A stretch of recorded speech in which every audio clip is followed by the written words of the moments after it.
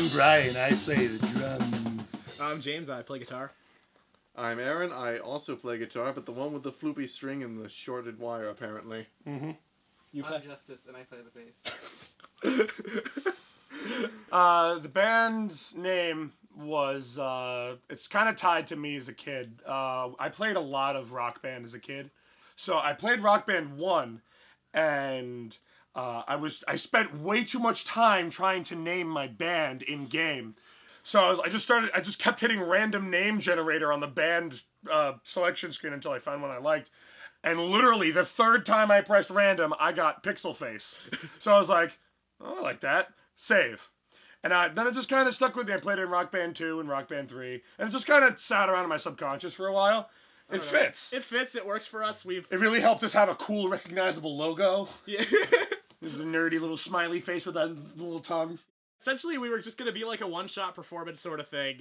And then we had a blast with it. We said, why don't we keep doing it? Yeah, like we started practicing in May of this year. And I think it wasn't until like June, like a month, like just as the gig was getting ready to go. It was like, you said, like, we're having a lot of fun with this. Let's see where it goes. Yeah. And here we are in November.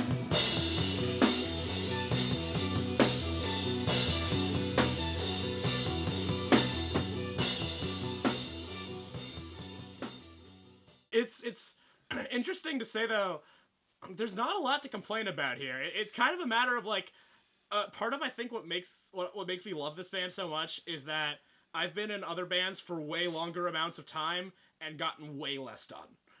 It's really easy. I feel like I've heard somebody say that it's easier to show somebody covering a song that a lot of people know in a different style than rather saying, hey, here's my album of things I wrote. Because it's more than like generally people have heard shitty music and they've heard music that they don't think they're going to enjoy. But, the niche we've fallen into, the people are crazy about it. Yeah. And, some of the songs, like, we play Lavender Town and people go crazy because the best crowds are the ones that, we played in front of a comic book store. We played at that nerdy street event. And I feel like the shows we remember the most fondly are the ones where the people in the crowd can, if we don't introduce the songs, we'll know what songs we're playing and then go crazy when they hear it.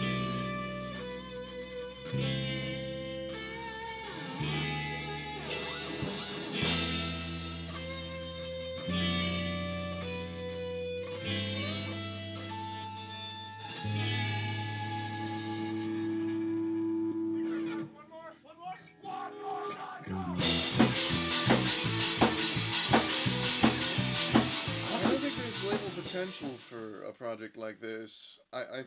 Very few bands that fall into this niche end up getting signed. Like the only few I can think of is maybe Power Glove, but that's because they kind of tag along with bands like Symphony X, and they're normally opening for really big bands, so more people tend to see them. Yeah, I think our idea is definitely to stay indie because I mean, even if you look at a lot of the nerd rock bands or anything like that has gotten really popular. A lot of them have done it through the internet and through YouTube. Like Bit Brigade and the Proto Men. Groups like that. What seems like a realistic future for us is trying to break into the convention scene. Absolutely. There's a lot of those happening fairly often, and it's also the kind of thing that we could start pretty local and slowly spread out, even if it's not your traditional venue. I feel like that's exactly the kind of venue that a band like this is meant for.